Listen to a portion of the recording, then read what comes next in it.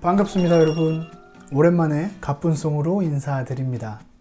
사순절을 맞이해서 오늘의 가뿐송 사랑하셔서 오시었네입니다. 이 노래가 나온 지도 벌써 10년이 되었습니다. 이 노래는 2012년 마커스 라이브 워십 앨범에 수록되어 있는 곡입니다. 노래 하나하나가 전부 다 명곡인데요. 저는 이 노래들 중에서 이 사랑하셔서 오시었네 라는 곡을 굉장히 좋아합니다. 그래서 같이 한번 나누어 보려고요. 이 찬양의 가사 중에서 가장 눈길을 끌었던 가사는 점여오는 아픔이라고 하는 가사입니다. 자주 쓰는 표현도 아니고 이 단어가 담고 있는 뜻이 굉장히 명확해서 아주 예수님이 느꼈던 그 고통을 아주 절실히 느끼게 하는 그런 가사였기 때문에 가장 먼저 이 표현을 나누고 싶습니다. 먼저 점이다라는 표현이 무슨 뜻이냐면요, 국어사전엔 그렇게 써 있어요. 여러 개의 작은 조각으로 얇게 베어내거나 깎아내다. 예수님이 십자가에서 느끼셨던 고통을 굉장히 실감나게 담고 있는 표현이 아닌가 싶습니다. 국어사전의 표현이 익숙하지 않다면 영어사전엔 그렇게 써 있습니다. 점이다, slice. 예수님의 살을 이렇게 점이는 듯한, 예수님의 마음을 점이는 듯한 그런 고통을 예수님이 겪으셨다라고 이야기하고 있습니다. 이런 표현 좋지 않아요? 교회에서 맨날 쓰는 표현, 그런 표현들 말고 새로운 단어로 우리의 감정, 우리가 느끼고 있는 은혜를 나누는 것 좋은 것 같아요. 이렇게 하면서 우리의 표현도 더 넓어지고 고백들이 조금 더 다양해지지 않을까 싶습니다. 뭐 이런 게 하나님이 우리에게 주신 창조성 아니겠어요? 새로운 표현으로, 새로운 노래로 하나님 앞에 나아가면서 우리의 고백이 더욱더 풍성해졌으면 좋겠습니다. 두 번째로 함께 보고 싶은 표현은 말씀하신 대로 본이 되셨다라고 하는 표현입니다. 먼저 이 말씀하신 대로 누구의 말씀이냐 라고 하는 걸 먼저 생각해 볼 수 있겠는데요. 첫 번째 의견은 구약의 말씀대로 이루셨다라고도 볼 수 있습니다.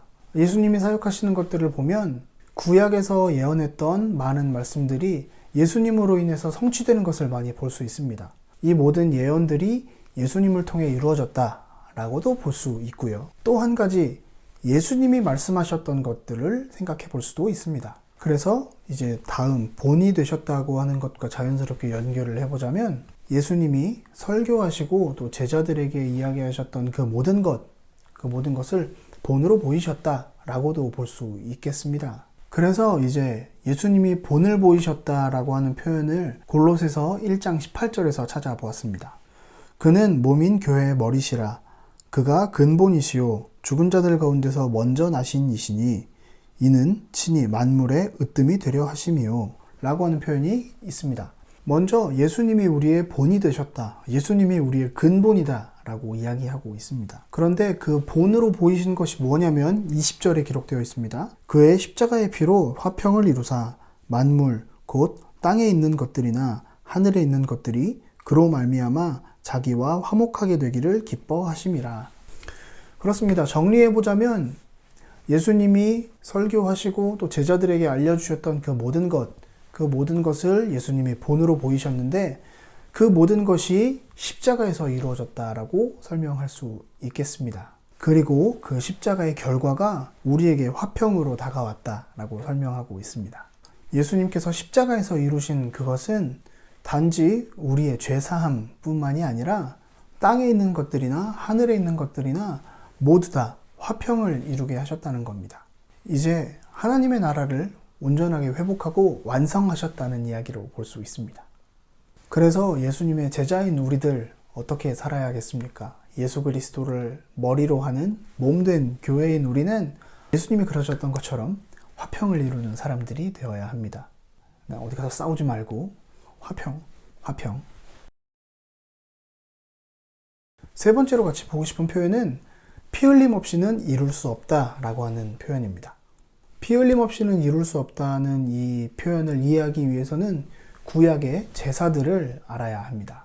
구약의 모든 제사, 특히 속죄제는 다른 동물의 죽음을 필요로 했습니다.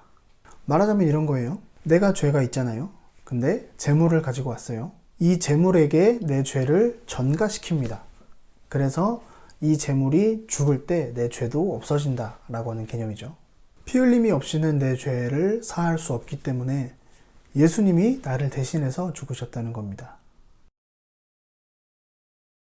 정리해 보겠습니다. 이 찬양에는 점여오는 아픔이라고 하는 생소한 표현이 들어서 더 가사를 곱씹어 보게 되었고, 그 가사가 주는 느낌, 그 가사가 주는 이미지 조금 더 실감나게 느낄 수 있었고요. 그리고 우리에게 보여주신 그 예수님의 본, 십자가에 달려 죽으신 것, 그것이 우리에게 화평이 되었다는 것, 그래서 우리도 화평의 사람이 되면 좋겠다는 것, 그리고 무엇보다 피 흘림 없이는 이룰 수 없다는 것, 그런데 그 피 흘림을 예수님이 대신 하셨다는 것, 그걸 기억하면 되겠습니다. 오늘의 한 줄 멘트는 우리를 사랑하셔서 기꺼이 피 흘리신 예수님의 사랑을 찬양합니다 라고 정리할 수 있겠네요. 사순절 기간 보내고 있습니다. 이 사순절 기간 동안 예수님의 사랑을 알아가는 우리가 되었으면 좋겠고요. 특별히 이 사랑이 다른 사람이 느끼는, 다른 사람에게 주어진 사랑이 아니라 내가 받은 그 사랑으로 기억되고 더 알아가면 더욱더 좋겠습니다. 오늘의 가뿐송 여기까지고요. 조만간 또 다른 찬양으로 찾아오겠습니다. 내일은 조금 더 나아질 거예요. 조금씩 조금씩.